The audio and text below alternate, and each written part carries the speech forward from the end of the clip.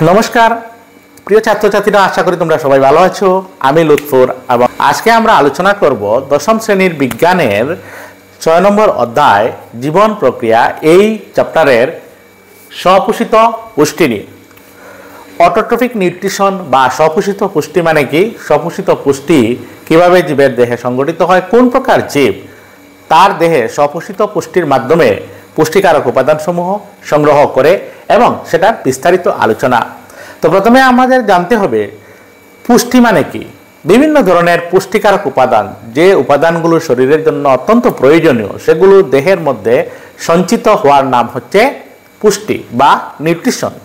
আর আমরা জানি পুষ্টিকারক উপাদান ইতিমধ্যে পেয়েছি কার্বোহাইড্রেট, প্রোটিন, লিপিড, ভিটামিন, খনিজ লবণ আর জল। এগুলো হচ্ছে পুষ্টিকারক উপাদান এবং একটি জীব এই উপাদানসমূহ খাদ্যের মাধ্যমে তার দেহে গ্রহণ করে। এগুলো আমাদের জানা আছে। এবার আমরা আগেই শিখেছি পুষ্টি সাধারণত দুই ধরনের, একটিকে বলে পরপোষিত পুষ্টি, অপরটির নাম হচ্ছে স্বপোষিত পুষ্টি। পরপোষিত পুষ্টি সম্পর্কে আমরা আলোচনা করব না এখানে, কারণ সেগুলো প্রাণীর ক্ষেত্রে প্রযোজ্য। আমরা আলোচনা করব স্বপোষিত পুষ্টি, যে পরিপুষ্টিতে জীব নিজের আহার নিজে গ্রহণ করে তাকে বলা হয় স্বপোষিত পুষ্টি বা অটোট্রফিক মোড অফ নিউট্রিশন। এটা আমরা যদি উদাহরণ দিতে যাই তাহলে সেটা হচ্ছে সবুজ উদ্ভিদ। পৃথিবীতে যত সবুজ উদ্ভিদ আছে সবাই স্বপোষিত পুষ্টির মাধ্যমে তাদের পুষ্টিকারক উপাদানসমূহ সংগ্রহ করে। তো যাই হোক, এই যে একটা প্রক্রিয়া, একটা নির্দিষ্ট প্রক্রিয়ার মাধ্যমে এই উদ্ভিদ তাদের পুষ্টি সংগ্রহ করে এবং সেই প্রক্রিয়াটির নাম হচ্ছে সালোক সংশ্লেষণ অথবা ফটোসিনথেসিস।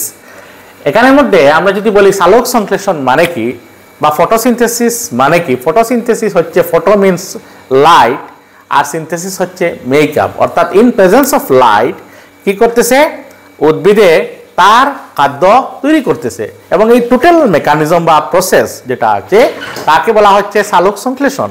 তো এখানে আমরা সালোক সংশ্লেষণের সংজ্ঞা এইভাবে দিতে পারি, যে রাসায়নিক প্রক্রিয়ার মাধ্যমে সবুজ উদ্ভিদ নিজের আহার নিজে তৈরি করে তাকে বলা হচ্ছে সালোক সংশ্লেষণ। আবার অন্যভাবে একটু দেওয়া যায় যে রাসায়নিক প্রক্রিয়ার মাধ্যমে সূর্যের আলোর উপস্থিতিতে পত্রহরিত কণার দ্বারা গাছ জল এবং কার্বন ডাই অক্সাইডের মধ্যে বিক্রিয়া করে গ্লুকোজ উৎপাদন করে তার নাম হচ্ছে সালোক সংশ্লেষণ বা ফটোসিনথেসিস। আমরা এখানে দেখুন একটি রিঅ্যাকশন লিখেছি। এখানে দেওয়া আছে কার্বন ডাই অক্সাইড জলের সঙ্গে বিক্রিয়া করছে, উৎপন্ন হচ্ছে C6H12O6, দিস ইজ গ্লুকোজ, এবং অক্সিজেন আর আবার জল উৎপন্ন হচ্ছে। তো ঘটনা হলো সালোক সংশ্লেষণ প্রক্রিয়ার জন্য কতগুলি কাঁচা সামগ্রীর প্রয়োজন হয়। কাঁচা সামগ্রী মানে র ম্যাটেরিয়ালস, যেমন কার্বন ডাই অক্সাইড আর জল। মেইনলি এই দুটির মধ্যে রাসায়নিক বিক্রিয়া ঘটে এবং সূর্যের আলো সাহায্যে সেটা হয় এবং সূর্যের আলোকে গাছ ধরে রাখতে পারে due to the presence of chlorophyll বা পত্রহরিত কণা থাকার জন্য গাছ এই সূর্যের আলো ধরে রাখতে পারে এবং আলোক শক্তিকে রাসায়নিক শক্তিতে রূপান্তর করে। তো রূপান্তর করার পর এই কার্বন ডাই অক্সাইড আর জলের মধ্যে বিক্রিয়া করার পর উৎপন্ন হয় এই গ্লুকোজ, সেটা হচ্ছে মেইন প্রোডাক্ট। আর বাই প্রোডাক্ট হিসেবে সঙ্গে উৎপন্ন হয় উপজাত দ্রব্য হিসেবে অক্সিজেন আর জল। এই অক্সিজেন গাছ আমরা জানি বায়ুমণ্ডলে অক্সিজেন ছেড়ে দেয়। তো কথা হলো এবার আমরা জানবো যে মানে কোন মূল বিষয়গুলো সালোক সংশ্লেষণ প্রক্রিয়ার সময় সংঘটিত হয়। তো প্রিয় ছাত্রছাত্রীরা, এবার আমরা দেখবো যে সালোক সংশ্লেষণ প্রক্রিয়া আসলে কি ঘটে। সালোক সংশ্লেষণ প্রক্রিয়ায় মূলত তিনটি ঘটনা ঘটে। নাম্বার 1 হচ্ছে আলোক শক্তি শোষণ করা। আলোক শক্তি কিভাবে শোষিত হয়? পত্রহরিত কণা, গাছের পাতায় যে গ্রিন পিগমেন্ট আছে সেটার দ্বারা সূর্যের আলোকে গাছ ধরে রাখে। 2 নম্বর ঘটনা যা হচ্ছে তা এই আলোক শক্তি রাসায়নিক শক্তিতে রূপান্তরিত হয়ে যাওয়া এবং সাথে জলের আলোক বিয়োজন, যেটাকে বলে ফটোলাইসিস অফ ওয়াটার। জলের আলোক বিয়োজন ঘটে, হাইড্রোজেন এবং অক্সিজেন আলাদা হয়ে যায়, সেটা হচ্ছে 2 নম্বর। আর 3 নম্বর ঘটনা হচ্ছে কার্বন ডাই অক্সাইড কার্বোহাইড্রেটে বিজারণ। এখানে দেখুন লেখা carbon dioxide it becomes glucose এবং কতগুলো গ্লুকোজ একত্রিত হয়ে পরিণত হয়ে যায় কার্বোহাইড্রেটে, যেটাকে বলে শ্বেতসার বাংলাতে বললে।